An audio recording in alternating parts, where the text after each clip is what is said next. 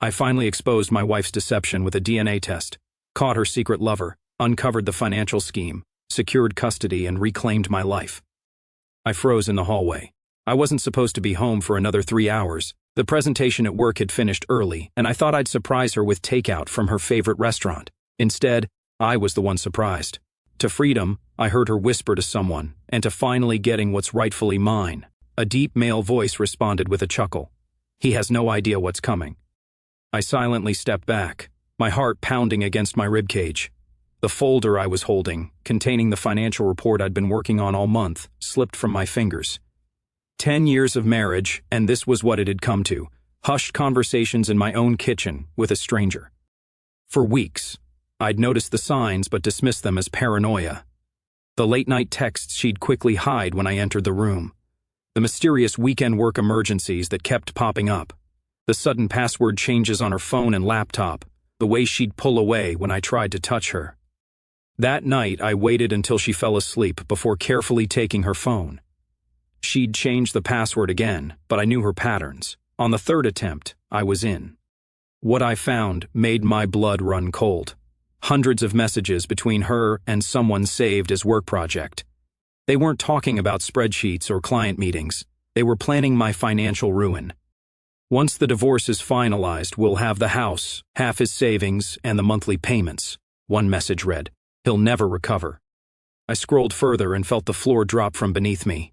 He still has no idea about her. 10 years raising someone else's child. What a fool. Our daughter, my little girl, the one who had my eyes, or so everyone said. The one I'd taught to ride a bike, helped with math homework, and comforted after nightmares. Could she really not be mine? I carefully replaced the phone and spent the rest of the night staring at the ceiling, my mind racing through every memory, looking for clues I might have missed. By morning, instead of confronting her with blind rage, I had formulated a plan. "You're up early," she said, entering the kitchen with that fake smile I now recognized all too well. "Big presentation today," I lied, matching her falseness with my own. "Might be home late." "Take your time," she replied a little too quickly. "I've got that dinner with colleagues tonight anyway." Colleagues, right. As she kissed me goodbye, a peck so devoid of feeling it might as well have been a business handshake, I made my decision. I wouldn't confront her yet. Not until I knew the truth about everything, especially about my daughter. That afternoon, I didn't go back to work. Instead, I visited a private DNA testing facility. The weight of betrayal hung heavy on my shoulders as I explained what I needed. The technician's eyes held no judgment, only practiced professionalism as she handed me the kit and instructions. "Results in 3 days," she said. "Faster if you pay the expedition fee." I paid it without hesitation. Some things you just need to know, no matter the cost. As I drove home, a strange calm settled over me. Whatever came next, whether my world was about to completely shatter or merely crack, I would face it standing tall. Little did my wife know that her champagne toast to my destruction was premature, very premature indeed. The next morning, I called in sick to work for the first time in 5 years. My boss was concerned. I'd never missed a day, but I convinced him it was just a 24-hour bug. In reality, I needed to gather more evidence before the DNA results arrived. While my wife thought I was stuck in meetings all day, I parked 3 blocks from our house, hiding behind tinted windows and a baseball cap. At 10:15 a.m., right on schedule, a black sedan pulled into our driveway. The man who stepped out was tall, well-dressed, and smiling like he owned the place. In a way, maybe he already did. He didn't even look around before using a key to my house, to let himself in. My knuckles turned white on the steering wheel, but I forced myself to stay put. Confronting them now would only give away my advantage. Instead, I took photos, noted times, and started recording everything. If this was heading toward divorce, I needed all the evidence I could get. 2 hours later, they emerged together, laughing. She was wearing a dress I'd never seen before. They kissed in broad daylight before driving away in separate cars. I followed at a safe distance as they headed to an upscale restaurant downtown. Through the window, I watched them toast with wine, their hands intertwined across the table. I took more pictures, each one fueling the ice-cold determination growing inside me. After lunch, they visited a real estate office. I couldn't hear what they discussed, but the agent showed them brochures of luxury properties. Properties I could never afford on my salary alone. They were already planning their new life together, probably funded by my years of hard work and savings. When they finally parted ways at 3 p.m., I followed him instead of her. He drove to a law office specializing in high-asset divorces. The final piece of the puzzle clicked into place. They weren't just having an affair, they were strategically dismantling my life. That evening, I returned home before her, acting completely normal when she arrived with a fabricated story about her productive day at the office. I nodded, smiled, and asked all the right questions while my phone quietly recorded every lie. "How's our daughter doing at her sleepover?" I asked casually over dinner. "She's fine. Texted me earlier that they're having fun," she replied, not even looking up from her phone. I nodded, fighting to keep my expression neutral. The sleepover was real. I had confirmed it with the other parents, but her casual dismissal of our child struck me hard. Had she always been this way, or had I just never noticed? After dinner, she announced she needed to finish some work and disappeared into her home office.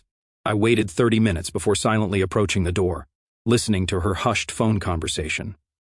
"The lawyer says with his income, we can push for significant support payments," she whispered. "And yes, the house too. He has no idea about any of it." There was a pause. "No, don't worry about the kid. He's so attached to her. He'll take whatever visitation scraps we offer just to see her. It's our best leverage." Another pause. "The DNA? Don't be ridiculous. After all these years, he'd never think to check. Some men just see what they want to see." I backed away silently, a strange numbness spreading through me. In just 48 hours, my entire reality had been rewritten. The woman I'd built a life with was a stranger, coldly calculating the most efficient way to destroy me. But she'd made one critical miscalculation. The DNA test results would be ready tomorrow, and whatever truth they revealed would determine my next move. As I lay awake that night, listening to her peaceful breathing beside me, I realized that knowledge truly is power. And soon, very soon, the power would shift. The email notification came during a meeting I couldn't escape. "Your results are ready," it said simply. My finger hovered over the link, but I closed my phone. This wasn't something to rush through between PowerPoint slides. This was the moment that would either destroy or redefine my entire life. "You seem distracted today," my colleague mentioned as we gathered our materials after the presentation. "Just tired," I replied with a forced smile. "Everything good at home?" The irony of her question almost made me laugh. Instead, I nodded and made my excuses, practically running to my car. Finding a quiet spot in the parking garage, I finally opened the email, my heart thundering in my chest. The medical jargon swam before my eyes, but one sentence stood out with crystal clarity. Probability of paternity, 0%. I read it again and again. The words didn't change. The child I had raised for 10 years.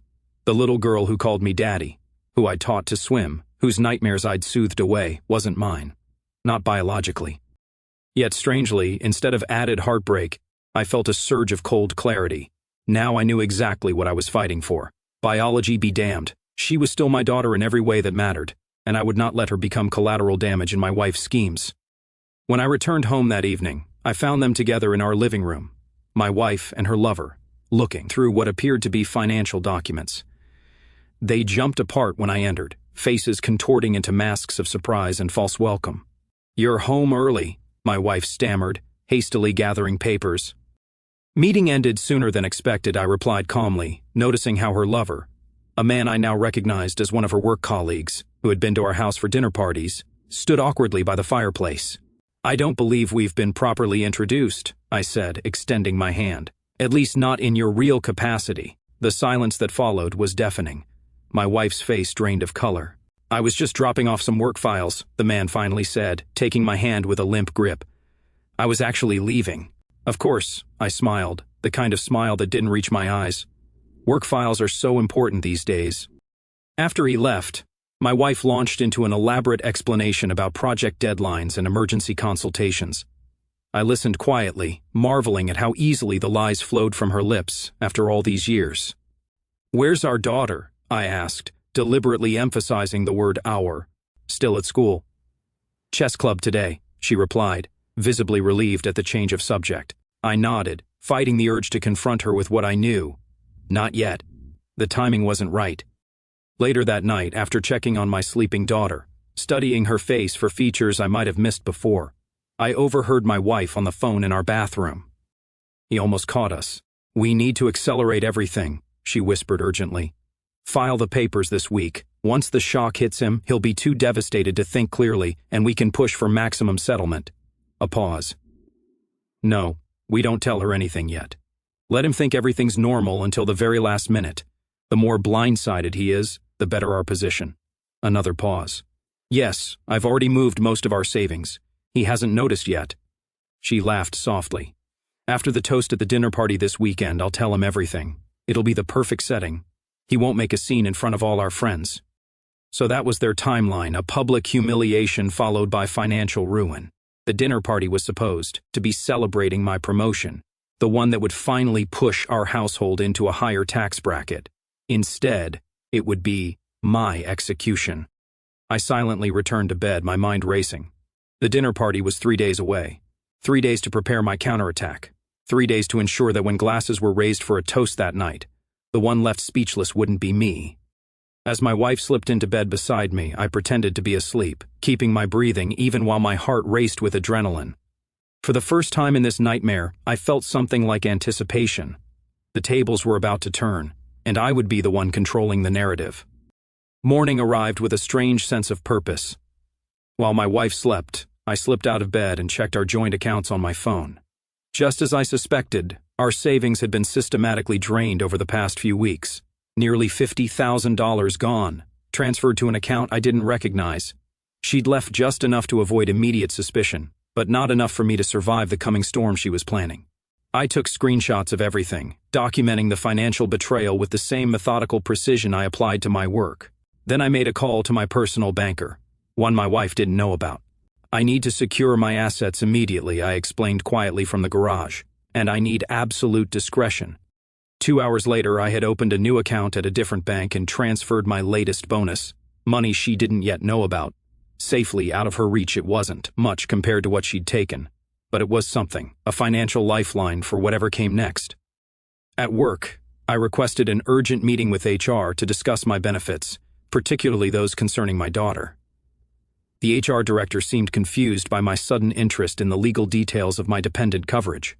Just being thorough, I explained with a smile that felt foreign on my face. Family planning, you know.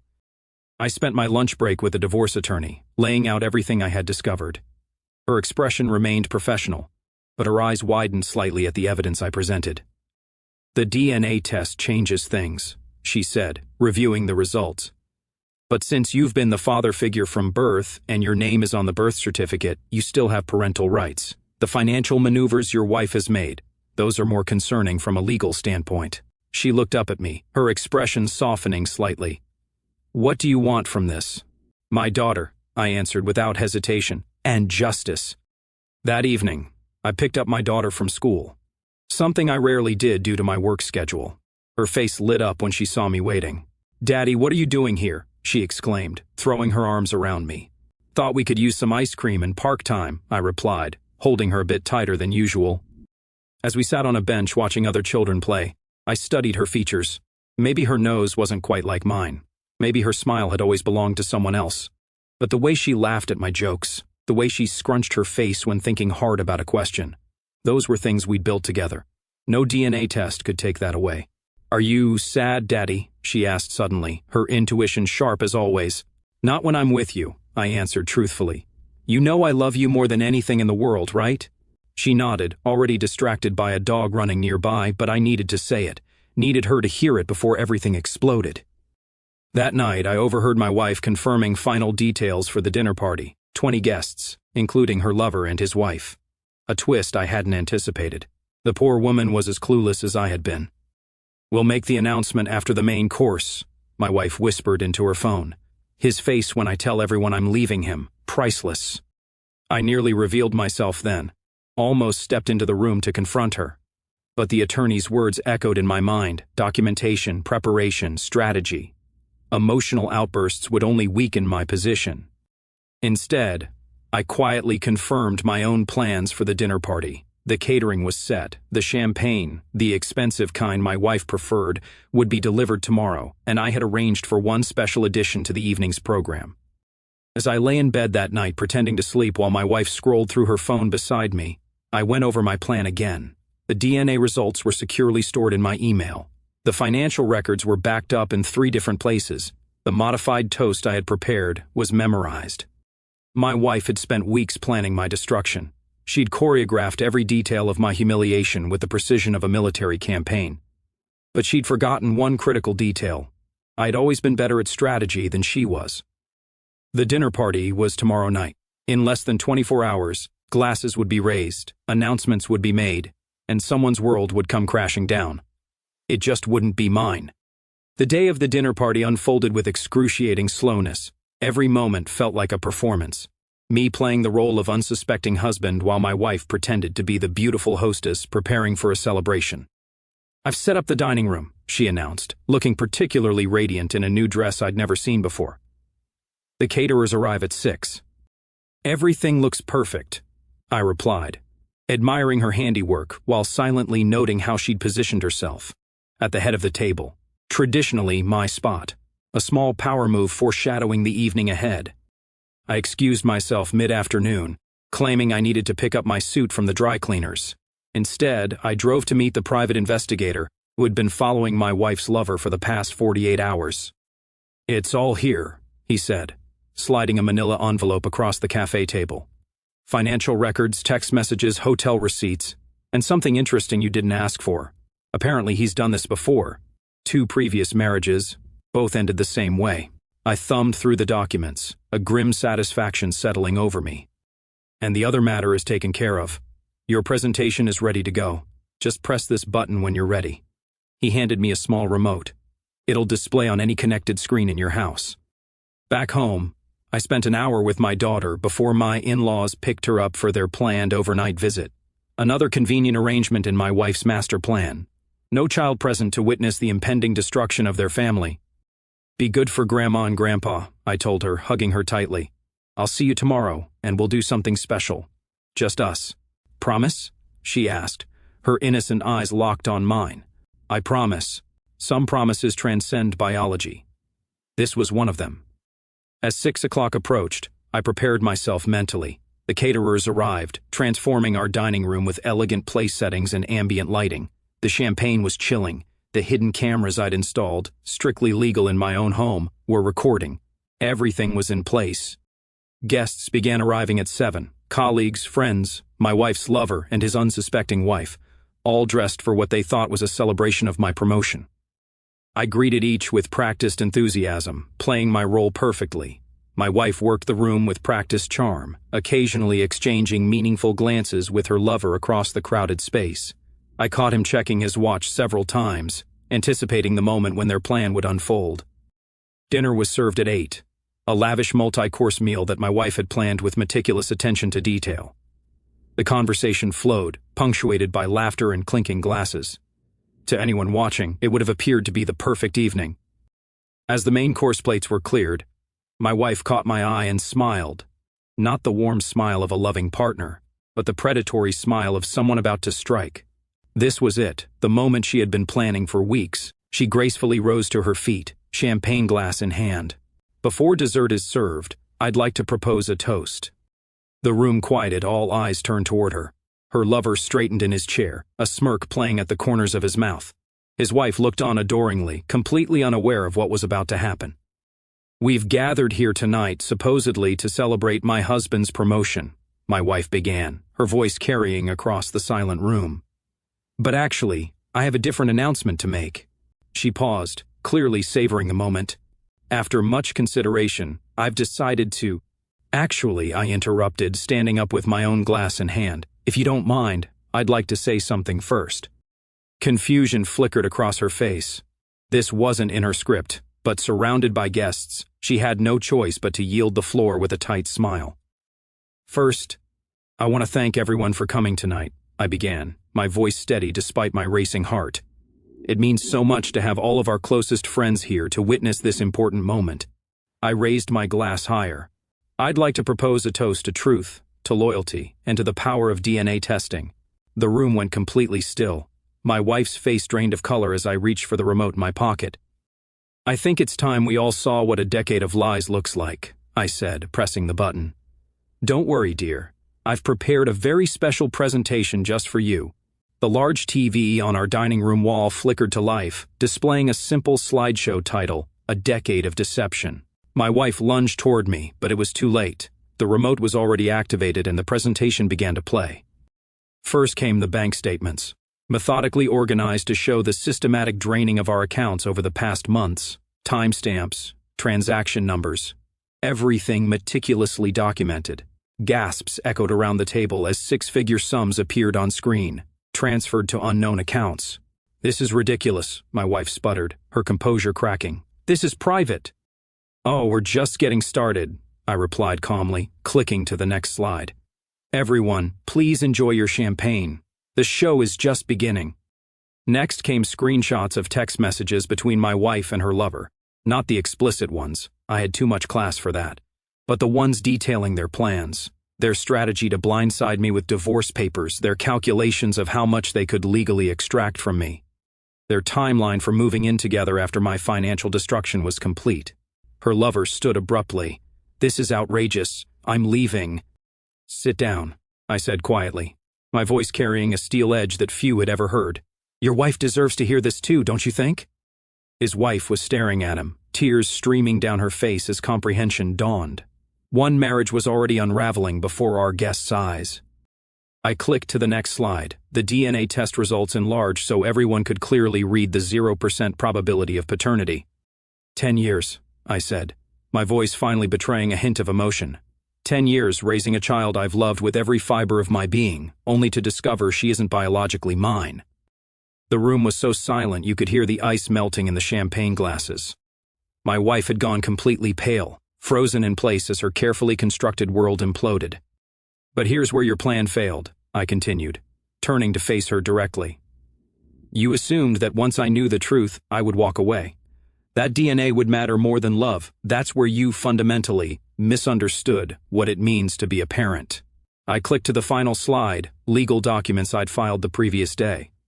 "These are custody papers citing abandonment and financial malfeasance. My lawyer filed them this morning. I'm not walking away from my daughter, biology be damned. She's mine in every way that matters." I turned to address the stunned dinner guests. "I apologize for the unconventional entertainment this evening. To those who came genuinely to celebrate my promotion, thank you. The rest of you were brought here to witness something else entirely, just not the scene my wife had planned." My wife finally found her voice. "You can't do this. You have no right." "Actually, I have every right," I interrupted. "The courts favor the parent who has been present and stable. Your documented plan to use our daughter as leverage against me, your financial misconduct, the multiple properties you've been viewing with your friend here, all submitted as evidence this morning." I raised my glass one final time. "So yes, let's toast. To new beginnings, to justice, and to the family I will continue to protect, even if it's smaller than I once thought." The aftermath was chaos, exactly as I had anticipated. Her lover's wife threw her drink in his face before storming out. Several guests made awkward excuses and quickly departed. My wife alternated between rage and desperate bargaining as her carefully constructed exit strategy crumbled before her eyes. By midnight, the house had emptied. My wife had left, screaming threats about lawyers and retribution. I sat alone in the wreckage of the dinner party, emotionally exhausted but curiously at peace. My phone buzzed with a text from my in-laws, checking if the party went well and sending a picture of my daughter peacefully sleeping. Despite everything, I smiled. Tomorrow would bring legal battles and difficult conversations. But tonight, I had reclaimed my dignity and my future. I walked through the quiet house, turning off lights and straightening chairs. In the dining room, a half-empty champagne glass, my wife's, still sat at her abandoned place setting. I picked it up, considered its contents for a moment, then poured it down the drain, rinsed the glass and put it away. Some chapters needed to close completely before new ones could begin. As I finally headed upstairs to bed, my phone buzzed again. A message from my attorney confirming our court date for temporary custody arrangements. "We're in a strong position," the text read. "Get some rest." For the first time in weeks, I would. 6 months later, I stood outside the courthouse, sunlight warming my face as my attorney shook my hand firmly. "Congratulations," she said, a rare smile breaking through her typically professional demeanor. "Primary custody with generous financial support. It's not often we see an outcome this favorable for the non-biological father." The journey to this moment had been grueling: weekly court appearances, character witnesses, financial forensic investigations that uncovered even more deception than I'd initially discovered. My wife had fought viciously, using every tactic to paint me as unstable and unfit, but the evidence spoke for itself. The judge was particularly impressed by your daughter's testimony, my attorney continued as we walked down the courthouse steps. When a 10-year-old articulates that clearly who she considers her real parent to be, it's powerful. That moment in the judge's chambers had been the turning point. My daughter, nervous but determined, explaining in her own words why she wanted to stay with me. "He's my dad," she'd said simply. "He's always been there. He helps me with homework and knows how I like my sandwiches cut and comes to every single soccer game. That's what dads do." Biology didn't matter to her. Love did. My ex-wife received visitation rights, of course, but her plans of using our daughter as leverage had backfired spectacularly. The financial settlement was another shock to her system. The judge had tracked the money she'd siphoned and ordered most of it returned. Her lover had disappeared early in the proceedings, unwilling to face the legal scrutiny or the financial consequences. "What about the house?" I asked my attorney as we reached the parking lot. "All yours," she confirmed. "Though I understand you're selling." I nodded. Too many memories there, both good and bad. We'd already found a new place, smaller but closer to my daughter's school, with a backyard perfect for the puppy she'd been asking for. As I drove to pick her up from school, I reflected on how differently things had turned out from what my ex-wife had planned. Instead of being financially ruined and separated from my daughter, I had emerged stronger, with our bond more secure than ever. My daughter was waiting on the school steps, chatting with friends. When she spotted my car, she waved goodbye to them and ran over, tossing her backpack in before climbing into the passenger seat. "How was your day?" I asked, our familiar after-school ritual unchanged despite everything else that had transformed in our lives. "Good.